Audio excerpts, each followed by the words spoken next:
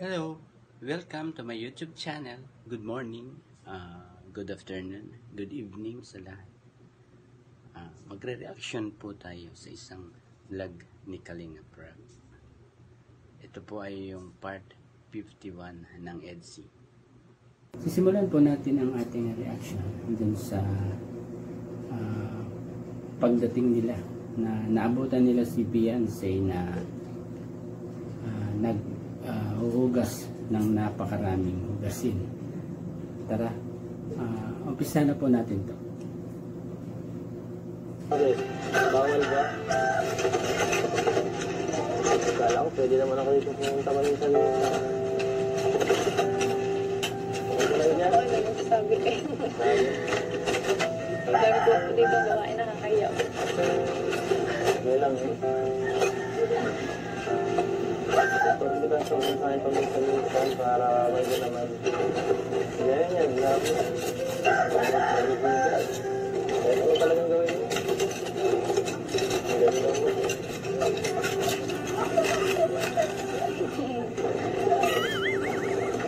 Ayun, dumali na naman si Kalinga Pedro. Kaya na sasabihan ni Beyonce lagi na bola. Kasi walang sabagay, kung yun naman ang nakikita ni Kalinga Pedro, di ba? Sa mapapagbawalan ba natin yun? Hindi, siyempre hindi, di ba? Okay ka lang? Malinis yan. Grabe tayo yung kasi. Yung pag-uling sa sarili mo, baka mapasma ka yan. Tapusin pa lang po ito para makakain ng buhay ng chat ay. Di ba pati ba na kayo nakakain? Tinan nyo, di ba? Inaalala rin yan nila ni Beyonce, sina Kalinga Pedro, kasi hindi pa kumakain ng tanghalian. Sabi niya, di ba? Diretso po natin. Hindi ka kaya yung matulungan na kita. Awa ng awa. Bibigyan ako ng waldo. Marunong din ako.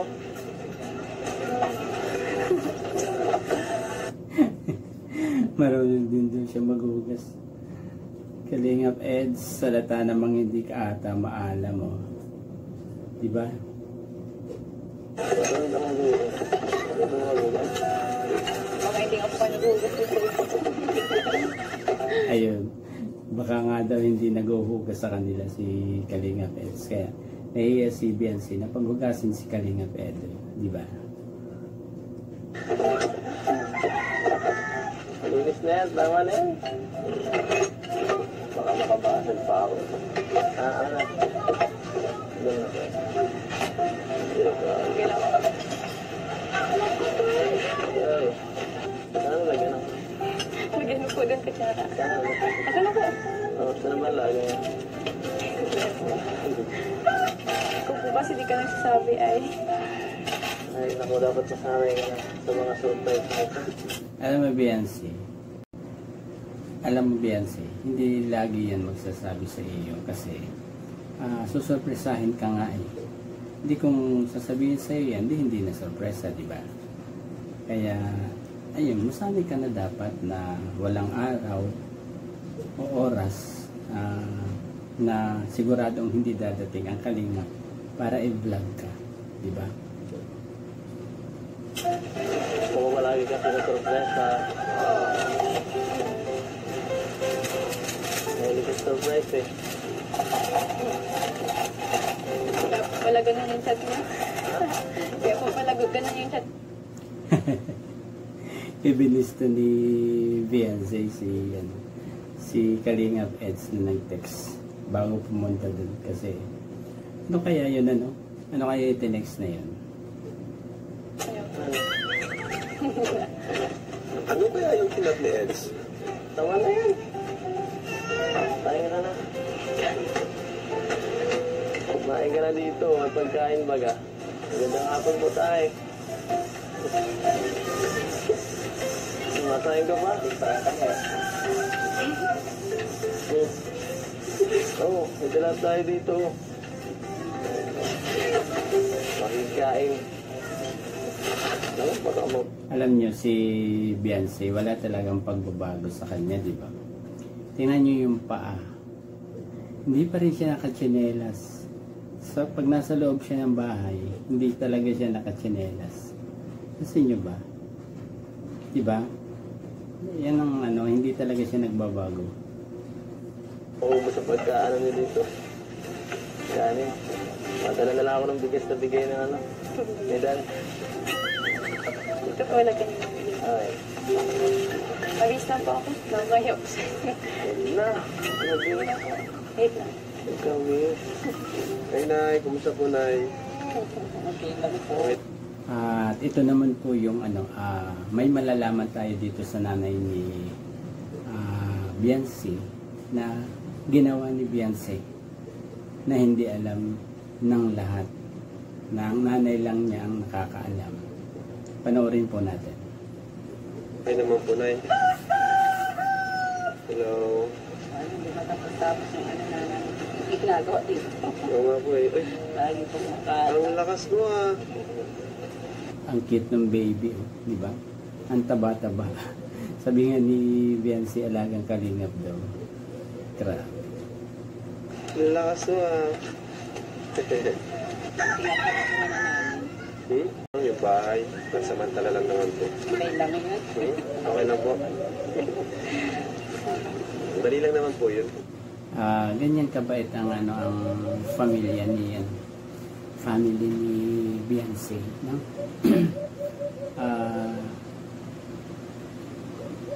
Maunawain sila sa mga ano sa sa mga tulad niyan, ganyan. Naunawaan nila kung bakit natigil. Ano pati baga? Ano? Ang last? Sinaktong ang last naman. Saka inuna lang din po namin yung kina-Christian.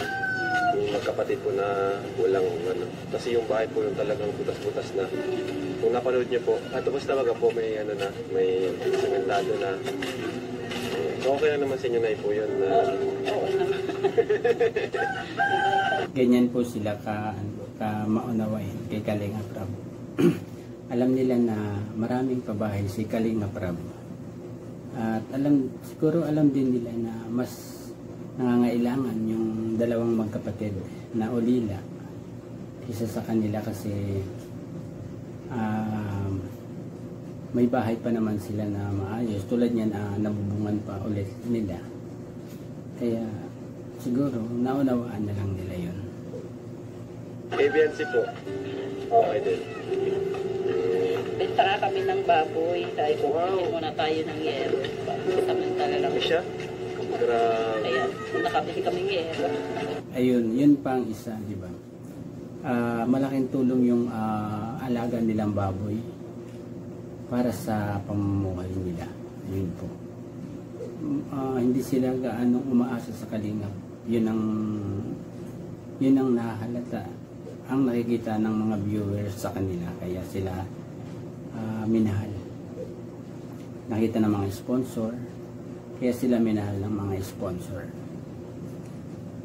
Yun pala yung ginawa nyo na yun, mga extra nyo, mga extrang At yung sinanay, di ba, doon sa kanina bang vlog niyo, kay Dr. Love ata, na may nagbebenta siya ng relo, di ba?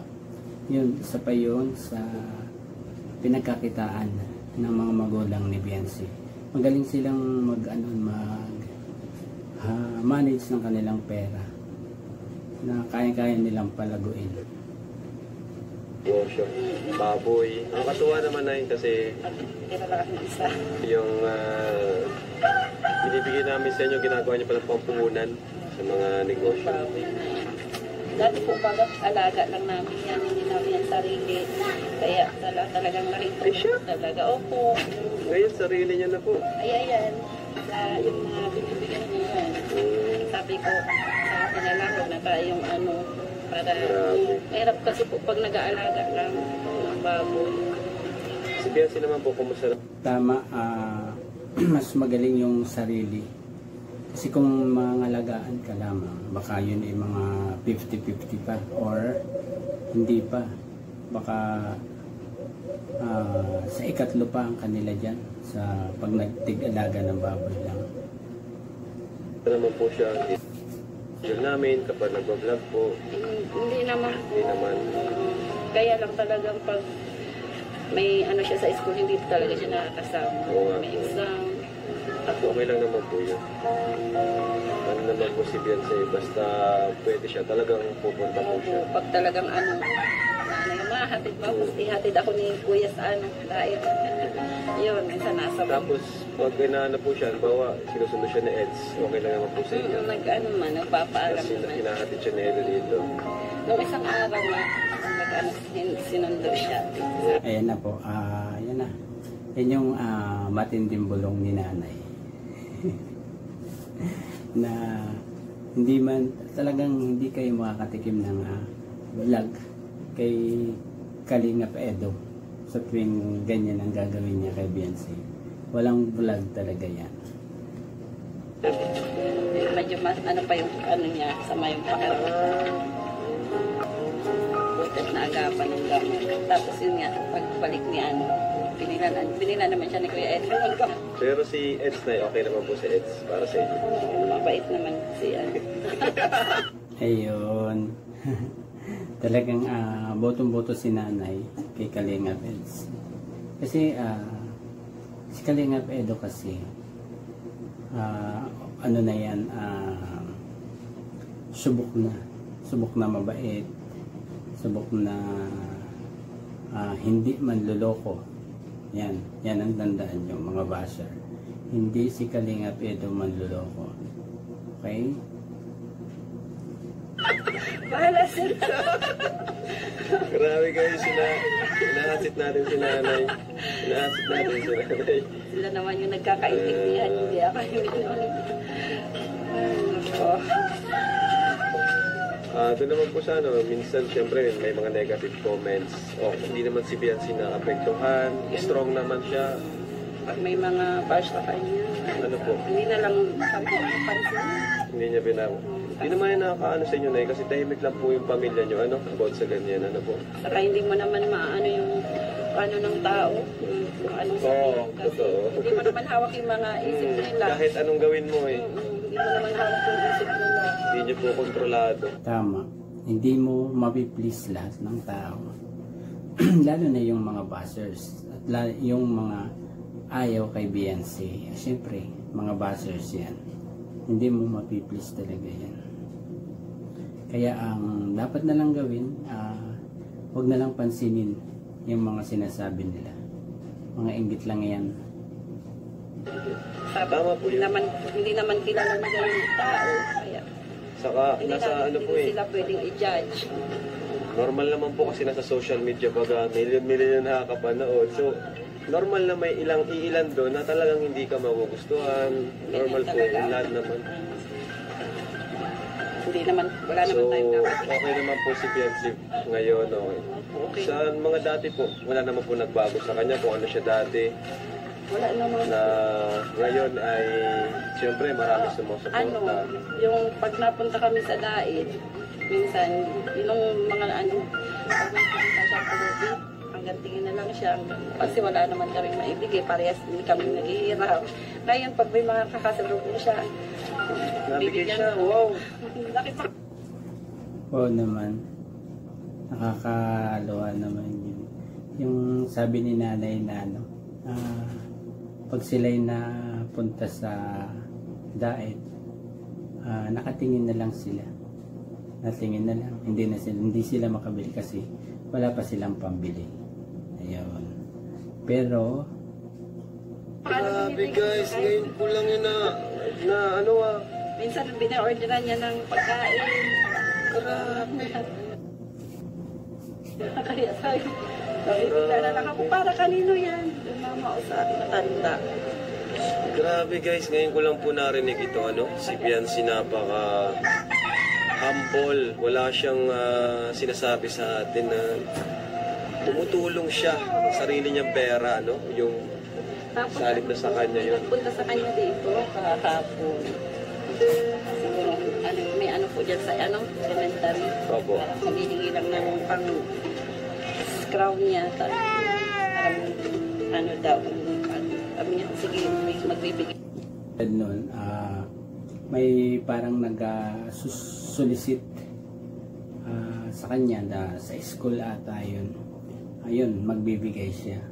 Kasi yung school na yun naman, doon siya nagtapos ng elementary, kaya tutulong siya. Siya. Parang solicitation. Ibig sabihin ay may mga humingi na rin sa inyo ng tulong dito. Ay, ko hingi sa akin. Natural yan dyan sa mga ganyang probinsya. Pag alam-alam na may pera ka na, ayan, talagang dadami ang ano mo, ang kaibigan, kang baga. Saka marami ding hihiram talaga sa'yo kasi walang-wala din kasi ang mga kapitbahay dyan sa mga ganyang probinsya. Ano kaso, kakaya naman po pag mag-ano siya ka. Diyan naman siya nagtapos ng grade 6, kaya sabi niya sa akin parang bilang tulong niya na din. Nagbibigay daw siya kahit ano pang... Basta unahin niyo pa rin yung... Yan si Baby Beyonce, mapagkawang gawa din talaga siya. Sarili niyo, diba? Pag may sobra. Pag may yan, sobra lang. Pag wala man ako. Wala, oo. Kasi... Wala pa naman tayong ano. Hindi ka pa naman sa akin. Natatawa ako dun sa baby. Hirap na ang nanay sa kasasayaw. Iyak pa rin ang iyak. Po, stable. Kaya, pero yung kan talaga nangangailangan. Pero, ayun, maganda naman yung naghihintay sa future ni Beyonce sa Kalingap, di ba? Pinakamaganda dyan na yung pag-aaral niya po, yung secured yung kanyang pag-aaral kasi dito naman kami para kay Beyonce. Tama Kalingap, bro. Talagang gaganda ang future ni Beyonce sa Kalingap. Sabi ko nga, sana makapagtapos siya kasi para makatulong din siya sa ibang mga nangangailangan. Yung talagang gusto niya na mangyari na pag siya ay... Opo. Tapos someday, dito rin po siyang mag-vlog para ano. Sabi nga niya, kahit hindi daw siya Hindi po. Iba rin naman kasi yung ano. Pero syempre, unahin pa rin yung makapagtapos. Yung pag-vlog, ano na lang yun second option na lang siya, libangan. Dagdag income din po kasi, di ba? Ay, grabe talaga. Nakapagmahal na masikaso. Ano? Okay ka lang dyan? Baka mabinat ka niya. Di ba may lagnat ka yung nakaraan? Wala na po. Wala na? Si Kalingap Ed. Mabena talaga. Parang nagkasakit si Beyonce na naman ng malala niyan kung may benat naman. Siya nga po ba na thank you dun sa binili yung gamot? Wala yun. Maliit na bagay na yun para maging okay ka. Teka lang. No? Grabe naman. Ang tingin na, no? Aba, sino bang hindi kakilig? Simulat sa simula, hanggang ngayon, andyan pa rin.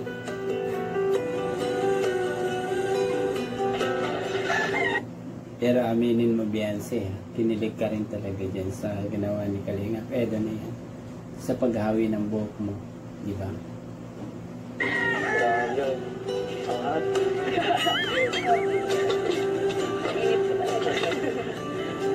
Init. Parang may sakit ka yata. Wala po. Ginawa ko. Kaya na po kayo? Hintayin ko lang po yung isa at Kayo, baka Nagkain hindi na pa po ko kumain yung mga pamilya mo. siya na po nagkain na po kami. Kaya?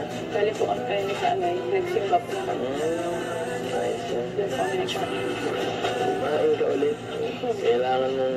Tayo na lang po natin yung sa pasta. Kulang po yan sa inyo. Yan, kainin po. Ikaw po nagsabi ako sa Di ba? Panoorin nyo yung pagkakasabi ni Beyonce na hindi po kasi kayo nagsabi ay ano nga, may kasamang lambing yan. Napansin nyo ba? Ibalik natin po.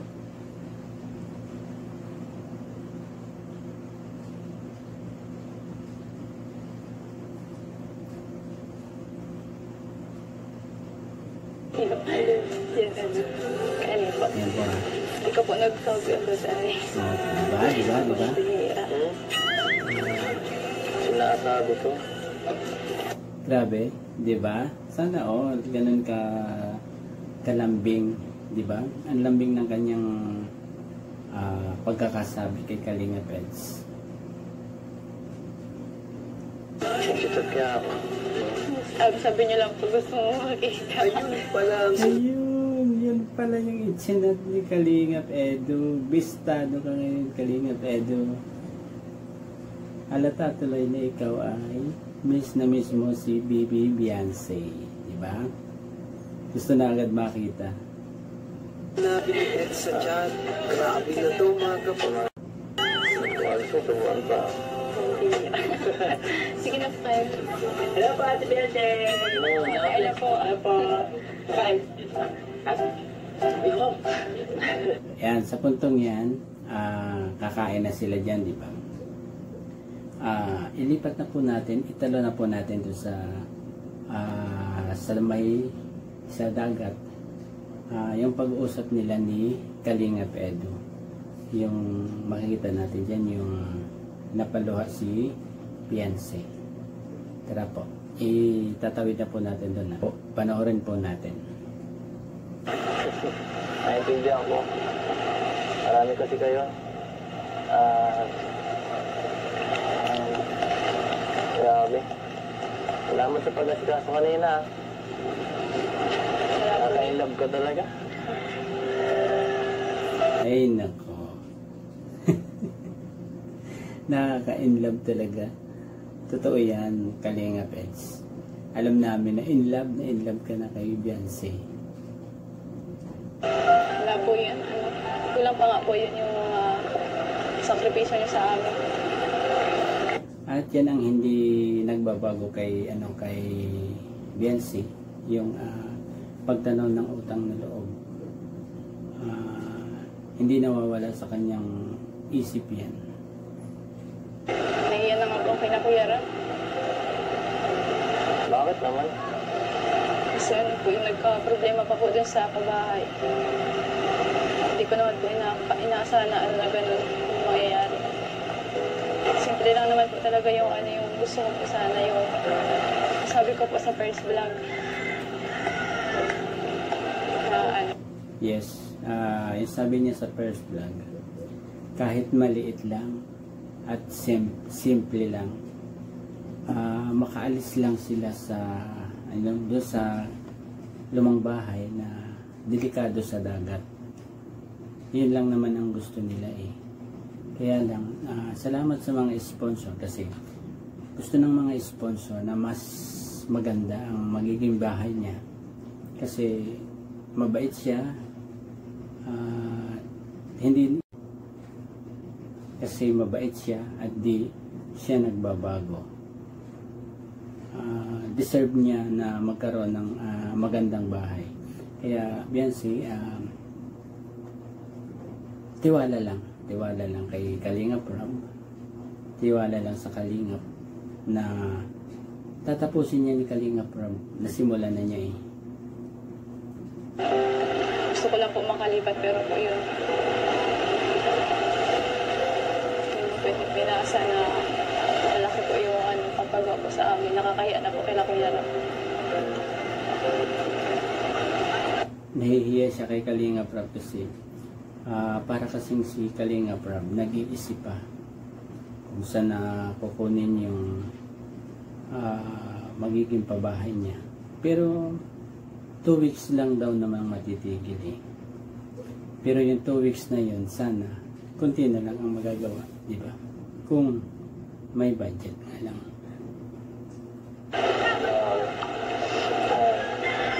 Okay lang yan. Okay lang. Huwag ka mag-alala. Kahit man nagtigil ngayon, sigurado gagawin ni Kalingap Rob ng paraan para magawa bagay. Hindi, siyempre nangako naman siya. Alam ko naman si Rob. Pag nangako yan, gagawin niya talaga yan. Huwag mag-alala. Yes. Salamat Kalingap Edo. Kasi malaking bagay yan kay Beyonce, yung payo mo. Napakahalaga niyan sa kanya na Kahit sa iba lang ang pwede ibigay. Sa iba, yun no, para sa inyo yun. Deserve mo yun lahat. Deserve niyo yung family. Saka hindi mo naman wala ka namang kasalanan dun. yes. Walang kasalanan si Beyonce talaga. Sa hindi masisisi. Kaya lang yung ibang mga bashers nagpaparinig sana naman po wag po kayong ganyan kasi ilang taon lang naman si Beyonce, di po ba 17, bata pa po yan. Wag niyong kung ano-anong sinasabi sa kanya, hindi naman niyo po siya kilala, okay?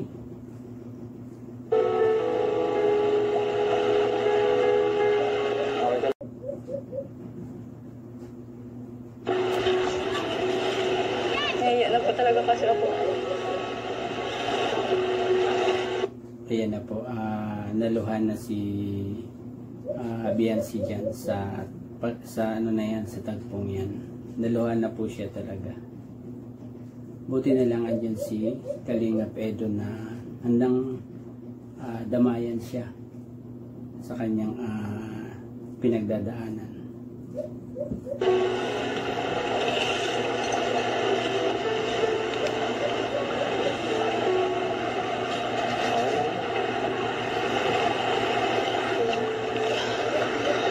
Alam niyo mga Kalingap, malaking bagay yan ginagawa ni Kalingap Edo na yan, yung paghawak sa kamay saka yung pag-upload sa likod, kahit pa paano mababawasan yung kanyang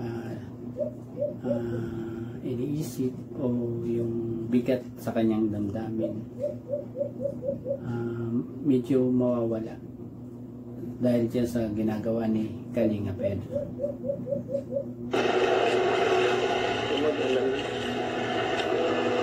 Magiging okay din ang lahat. Tiwala lang. Tiwala ka ba? Okay lang. Yes, tama. Tiwala lang talaga, Baby Beyonce. Kung matagal ka nang nagtiwala, di ba? Bakit hindi mo pa lubos-lubosin hanggang sa matapos ang bahay mo, di ba? Hindi yan iiwan ni Kalingap Rob hanggat hindi tapos.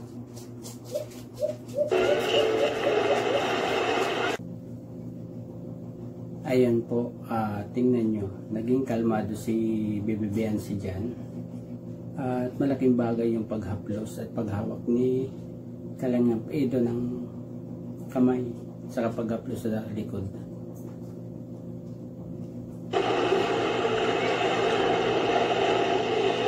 Kaya namin yan. Dito man lang kami. Kung may problema, sabi ka lang para at least hindi mo sinusulo yung mga ganyan dapat. Para mapayuhan ka. Grabe. Yes, tama.